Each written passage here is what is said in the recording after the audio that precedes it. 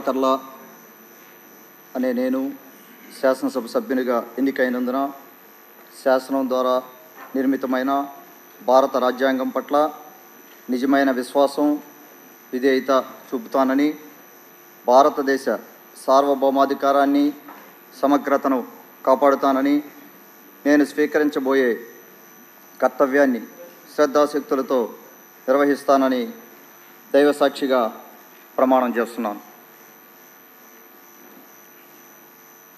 ఆంధ్రప్రదేశ్ శాసనసభ సభ్యుడినైన కాకర్ల సురేష్ అనే నేను సభ నియమాలకు కట్టుబడి ఉంటానని, వాటిని అనుసరిస్తానని, సభ మర్యాదలను పాటిస్తానని, సంప్రదాయాలను గౌరవిస్తానని దైవసాక్షిగా ప్రమాణం చేస్తున్నాను.